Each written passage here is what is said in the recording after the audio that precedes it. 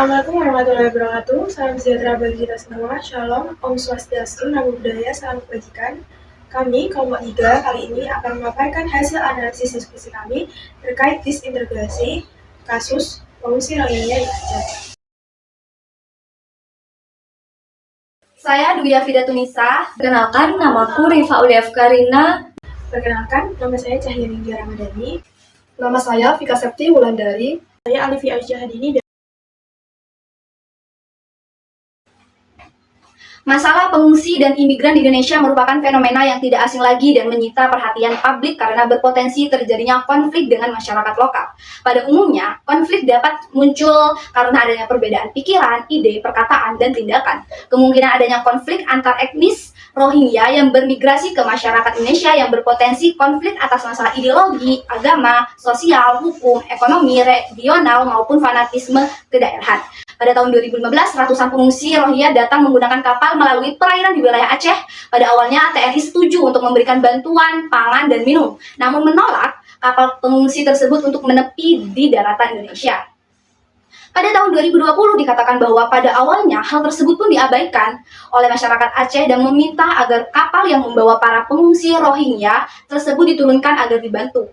Pada tahun tersebut pun Kabupaten Aceh memfasilitasi kompleks penampungan pengungsi Rohingya dan membuka diri untuk menaungi para pengungsi tersebut. Dari sejak tahun 2015 hingga saat ini, pengungsi Rohingya terus-menerus berdatangan ke Aceh menggunakan kapal melalui jalur laut.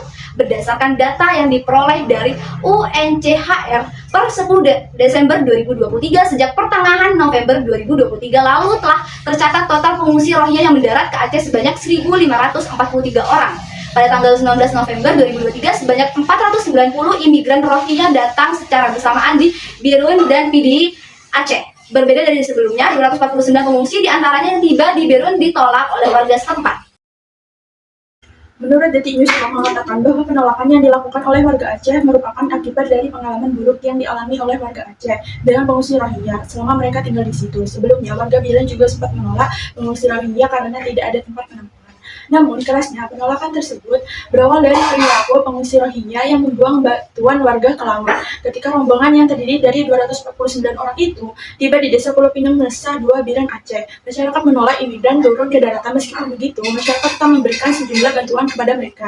Banyaknya pengungsi Rohingya yang terus berdatangan di wilayah Aceh menimbulkan ketidaknyamanan warga setempat. Dikutip dari artikel berita jpp.com, Aceh dikatakan bahwa beberapa warga di sana melaksanakan demo terkait pengungsi Rohingya tersebut.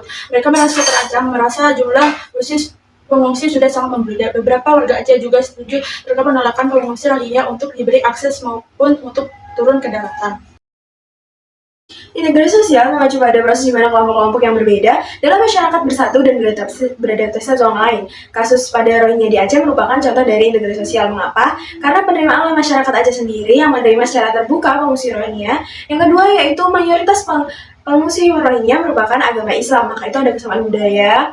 Yang ketiga merupakan adanya dukungan pemerintah setempat. Pemerintah memberikan bantuan kemanusiaan kepada pengungsi Rohingya. Yang kelima, upaya pembelajaran bahasa. Pengungsi Rohingya mulai belajar bahasa Indonesia.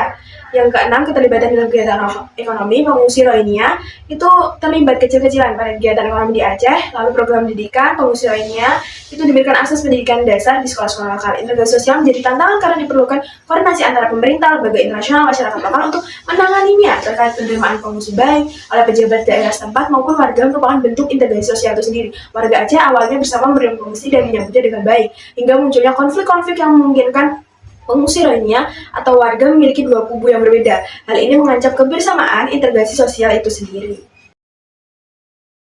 Dalam proses penanganan pengungsi dan imigran, sejumlah upaya dan prosedur telah dilakukan oleh berbagai aktor dan pemangku kepentingan yang bersangkutan, yaitu TNI, Polri, Departemen Imigrasi, Kementerian Luar Negeri, UNHCR, dan IOM atau Organisasi International of Migrasi, termasuk proses penahanan atau pendeportasian pengungsi dan imigran yang melintasi Indonesia.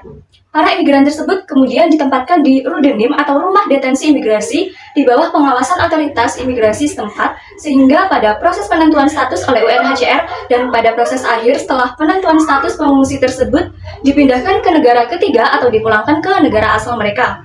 Proses pengambilan keputusan pengungsi UNHCR memakan waktu sekitar 1-2 tahun atau lebih. Selama periode ini dikhawatirkan kehadiran pengungsi dan imigran akan berdampak negatif terhadap ekonomi, hubungan sosial, budaya, stabilitas keamanan, dan sektor lainnya. Potensi konflik antara imigran etnis Rohingya dengan masyarakat lokal Indonesia secara umum merupakan potensi konflik dengan latar belakang ideologi, sosial budaya, hukum, ekonomi, dan fanatik kedaerahan. Wujud konfliknya tersebut bisa bermacam-macam, dari sekedar konflik simbolik hingga konflik fisik.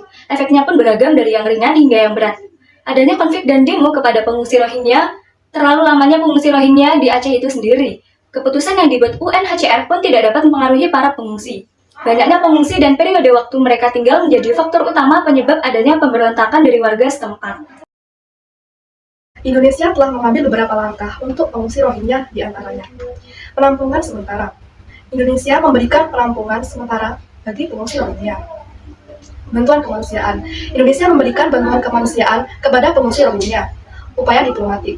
Indonesia melakukan upaya diplomatik untuk mengatasi konflik etnis Rohingya di Myanmar.